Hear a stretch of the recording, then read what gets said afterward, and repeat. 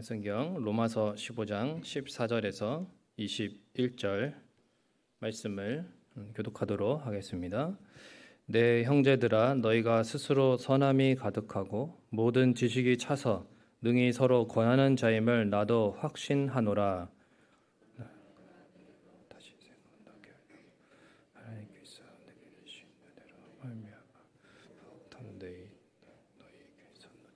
이 은혜는 곧 나로 이방인을 위하여 그리스도 예수의 일꾼이 되어 하나님의 복음의 제사장 직분을 하게 하사 이방인을 제물로 드리는 것이 성령 안에서 거룩하게 되어 받으실 만하게 하려 하심이라. 그러므로 내가 그리스도 안에서 하나님의 일 대하여 자랑하는 것이거니와 그리스도께서 이방인들을 순종하게 하기 위하여 나를 통하여 역사하신 것 외에는 내가 감히 말하지 아니하노라. 그 일은 말과 행위로 표적과 기사의 능력으로 이루어졌으며 그리하여 내가 예루살렘으로부터 두루 행하여 일루리온까지 그리스도의 복음을 편만하게 전하였노라. 다 같이 읽겠습니다. 또 내가 그리스도의 이름을 부르는 곳에는 복음을 전하지 않기로 힘썼노니 이는 남의 터 위에 건축하지 아니하려 하며 기록된 바 주의 소식을 받지 못한 자들이 볼 것이요 듣지 못한 자들이 깨달으리라 함과 같으니라. 아멘. 어떤 방송국 게시판을 보니까 진행자가 이제 프로그램을 진행하다가 어떤 말을 이제 사용했는데 그 말에 대해서 어떻게 저런 말을 쓸 수가 있냐, 방송 진행자가. 그러면서 게시판에 글이 올라왔습니다. 그 말이 무슨 말이냐면 쪼잔하다라는 말입니다. 그런데 국립국어원 국어대사전에 찾아보면은 쪼잔하다라는 말은 마음 씀씀이가 좁다라고 하는 뜻의 표준어가 맞습니다. 그러니까 잘 알지도 못하면서 자신이 듣기 싫은 말이라고 해서 그런 이제 비속어를 쓰는 방송인으로 몰아붙인 거죠. 근데 그것 자체가 마음 씀씀이가 쪼잔한 것이라고 볼 수 있습니다. 살면서 우리는 다양한 사람들을 보게 되는데 마음 씀씀이가 넓지 못하고 자기 중심적인 사람들도 만날 수 있습니다. 어떤 사람은 하는 말마다 자기 자랑과 칭찬 일색인 사람이 있습니다. 자기가 인정받고 칭찬받기 바라는 마음에서 그렇게 하는 것이죠. 그러나 사람이 자기 자랑을 시작하면은 그때부터는 하나님의 은혜가 떠나는 것입니다. 자랑하는 그곳에는 하나님이 없어요. 또한 자기 자신이 남에게 어떤 평가를 받는지를 지나치게 과몰입하고 중요하게 여기는 사람도 있습니다.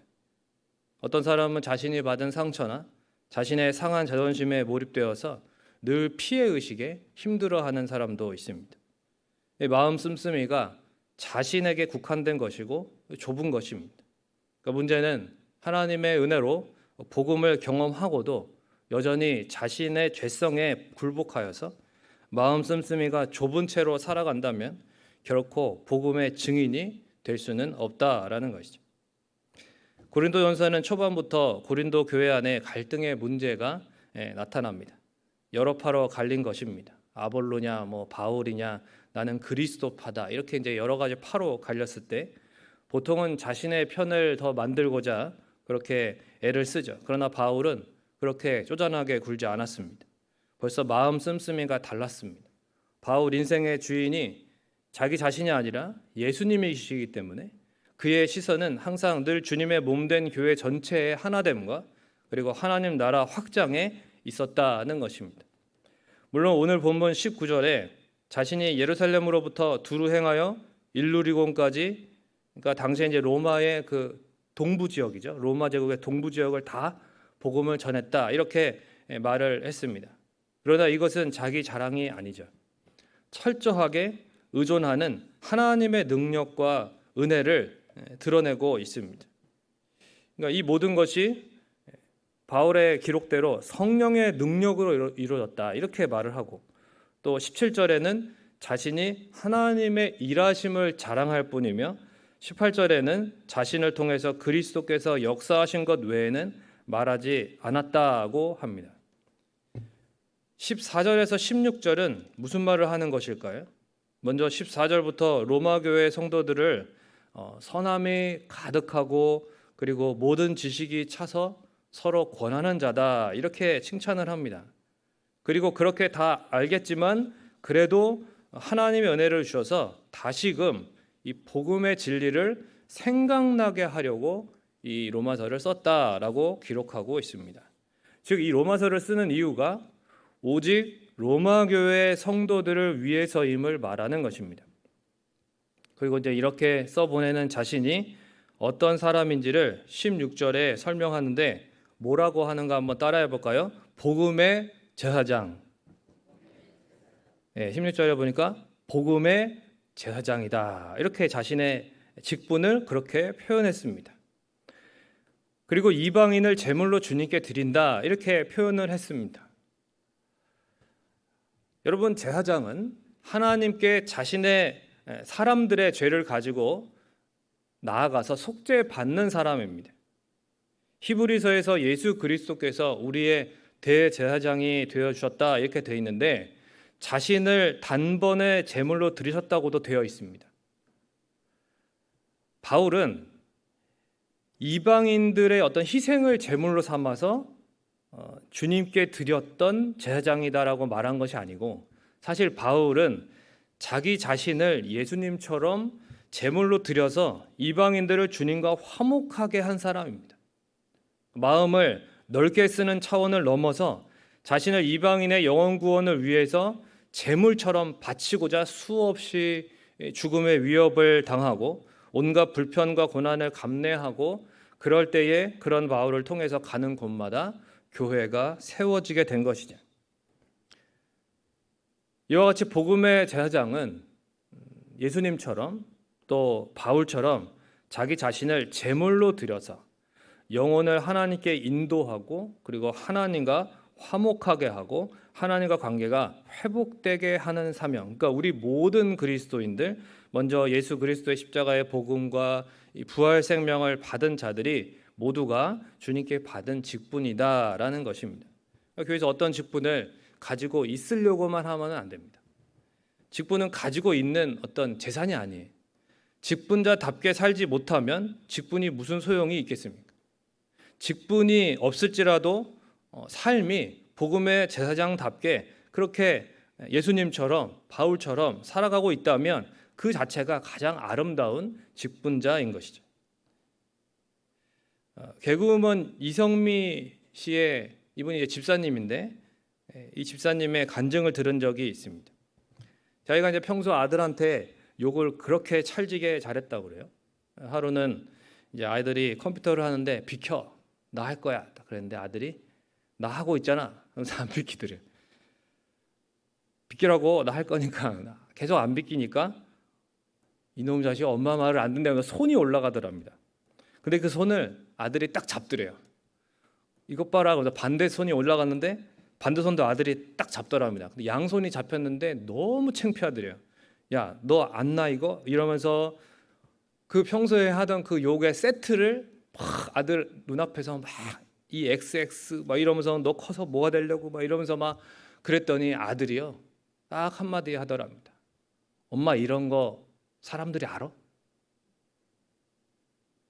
밖에서는 그렇게 잘하면서 집에서는 이러는 거 알아? 그 얘기를 듣는데 너무 속상하더래요. 그러면서 약간 이제 마음이 철렁한 거죠. 그러면서 이제 한동안 또 지나고 하나님이 어느 날 그렇게 말씀하시대. 너의 아들이 너가 말하는 대로 되게 해줄까? 그 소리에 자신이 얼마나 아들한테 잘못하고 있는지를 깨닫게 된 것입니다. 그리고 이제 결정적인 사건이 하나가 더 있었어요. 이분이 캐나다에서 이제 살았었는데 그 아들이 학교에서 축구를 하다가 공을 찼는데 어떤 캐나다 학생의 얼굴에 정통으로 맞은 겁니다. 이제 서로 이제 실랑이가 붙었어요. 너 왜 그렇게 나한테 일부러 찬 거지? 막 이러면서 이제 서로 밀고 이렇게 하다가 그만 그 캐나다 학생이 콘크리트의 바닥에 머리가 부딪히면서 혀가 말려 들어가게 됩니다. 그래서 급하게 막 혀를 잡아 빼고 앰뷸런스가 오고 그렇게 이제 사건이 생겼습니다. 아들한테 문자가 왔는데 엄마 나 학교에 일이 생겼는데 죄송해요. 제가 처리할게요. 이렇게 문자가 왔어요. 그래서 이제 이게 무슨 일인가? 그 차에 타자마자 이렇게 기도했답니다. 하나님, 아들에게 무슨 일이 생겼나요? 제게 말씀해 주세요. 말씀하시는 대로 하겠습니다.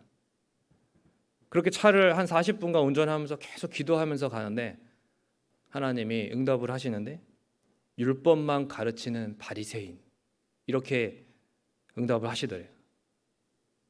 그동안 이제 자신의 아들을 이성미의 아들로 그렇게 잘 보이려고 그렇게 키웠고 자기 기대에 못 미치면 속상하고 원망하고 잔소리하고 욕까지 하고 그랬는데 하나님의 아들이 아니라 내 아들로 키웠다는 것을 회개하게 되었습니다. 그리고 학교에 들어가니까 당신의 아들은 감옥을 가게 될 것이고 당신 가족은 캐나다에서 쫓겨나게 될 거다. 이런 말을 듣는 거예요. 그리고 교장실로 이제 향하는데 저 앞에 아들이 잠시 바람을 쐬러 나왔는지 그 난간을 붙잡고 하늘을 보며 한숨을 푹 쉬고 있는 모습이 보이더랍니다. 너무 마음이 아파서 하나님, 제가 아들을 저렇게 만들었습니다. 제가 아들을 저렇게 외롭게 만들었습니다. 이제는 제가 아들을 사랑하는 마음으로 정말 사랑하면서 키우겠습니다. 그렇게 마음으로 기도를 하고는 교장선생님한테 가서 제가 다 책임을 지겠습니다. 라고 하니까 그 옆에 있던 경찰관이 그러는 거예요. You are lucky. 당신은 행운하다 이거예요. 3명의 증인이 있었는데 캐나다 학생들이 이게 무슨 뭐 폭행도 아니고 사고가 일어난 거고 서로 밀다가 그리고 밀려가지고 머리가 부딪힌 것뿐이다 이러는 거예요. 그리고 결정적인 거는 뭐냐면 그 앰뷸런스에 실려가던 학생이 정신을 차리고 일어났는데 일어나자마자 하는 얘기가 그 아들이 처벌받지 않기를 원한다는 말부터 하더래요. 그러니까 너무 놀라운 일이 일어난 것입니다. 그 당신 정말 행운하다. 그래갖고 학교에서 2주 정학만 당하고 그리고 집으로 돌아오게 되었다는 것입니다. 그래서 집에 와서 하나님 감사합니다. 기도하고 이제 그 다음 날 아침에 아들을 불러놓고 그 앞에 무릎을 꿇습니다. 이성민 집사님이 내가 잘못했다. 내가 너를 사랑 없이 키워가지고 이런 일이 생긴 거다. 용서해다오.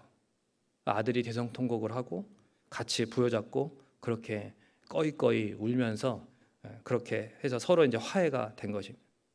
그 다음 날 새벽에 이제 새벽기도를 가려고 딱 일어났는데 아침에 나가는 순간에 갑자기 아들이 방에서 불쑥 나오더래요. 왜? 나도 새벽기도 따라가려고. 왜? 하나님이 살아계셔. 그게 무슨 소리야? 엄마가 바뀐 거 보니까 하나님이 확실히 살아 역사하시는 분이셔.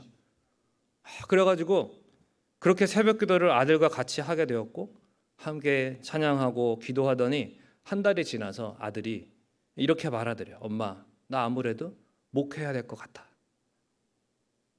그래서 목회자의 수업을 받고 그렇게 준비하고 있다는 것입니다.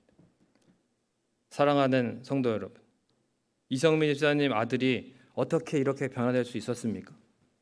우리는 자꾸 남이 변하기를 기도하죠. 내 노력은 조금 해놓고 남이 안 변하면 포기하고 낙심하고 이게 반대가 돼야 됩니다. 내가 재물이 돼야 되는 거예요. 재물이. 내 자신이 다 불타서 사라져 버릴 정도로 재물이 되어야지 복음이 나를 통해 전파되는 것입니다. 내가 멀쩡하게 살아있고 내 자존심이나 세우고 내가 어떤 사람으로 평가받는지에나 관심 있고 마음 씀씀이가 항상 자기에게 집중되어 있고 조금만 이상한 소리 들으면 발끈하는데 무슨 복음의 제사장이 될 수 있겠습니까? 자기 상처에 매여 있으니까 이성미 씨가 아들에게 그렇게 율법적으로 사랑 없이 키웠던 거 아닙니까?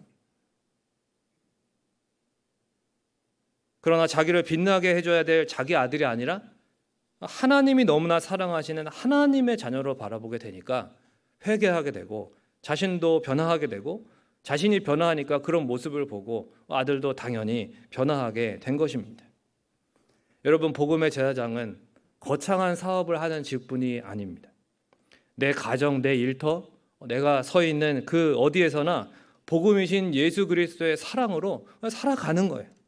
살아가면서 나오는 그 말과 행동 가운데에서 우리에게 베푸신 그 사랑이 얼마나 큰지, 독생자를 주시기까지 그래서 우리 각자가 받아야 될 모든 진노의 형벌을 받아주신 그 사랑을 다시 보여주고 그렇게 깨닫게 해줄 수 있는 것입니다.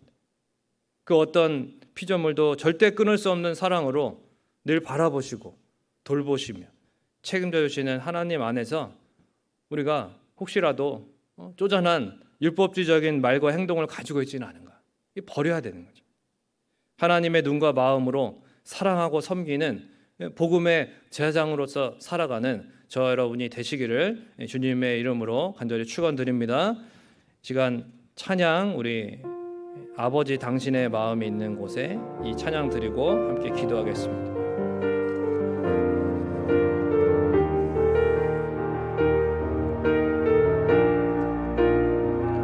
아버지 당신의 마음이 있는 곳에 나의 마음이 있기를 원해요. 아버지 당신의 눈물이 고인 곳에 나의 눈물이 고이길 원해요. 아버지 당신이 바라보는 영혼에게 나의 두 눈이 향하길 원해요. 아버지 당신이 울고 있는 어두운 땅에 나의 두 발이 향하길 원해요. 나의 마음이 아버지의 마음 알아. 내 모든 뜻 아버지의 뜻이 될 수 있기를 나의 온 몸이 아버지의 마음 알아.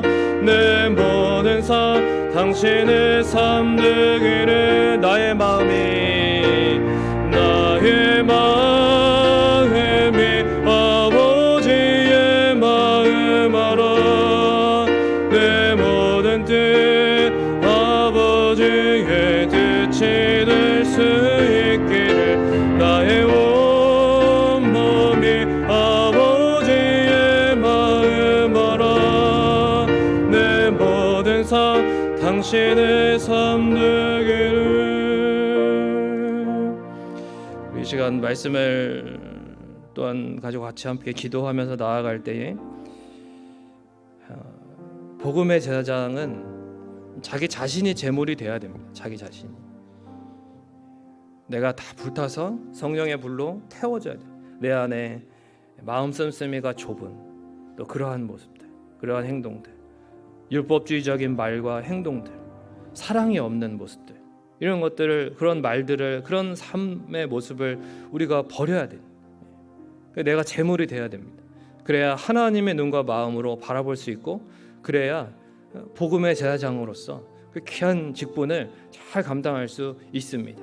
우리 모두에게 아들을 주시기까지 크신 사랑과 희생을 통해서 그 은혜로 우리에게 이 귀한 복음의 제사장의 직분을 주셨는데, 이 직분을 아버지 하나님의 그 마음과 시선으로 온전히 감당할 수 있게 도와 주옵소서. 또한 부재 중에 계신 담임 목사님 위해서도 또 기도해 주시기를 바라고, 또 교회를 위해서 기도해 주시고 개인적인 좀 가지고 기도하시다가 돌아가시겠습니다. 참 좋으신 아버지 하나님 감사합니다. 하나님께서 또한 내 가운데 우리를 주님의 자녀로 삼아 주시고, 하나님 우리에게 또한 이렇게 하나님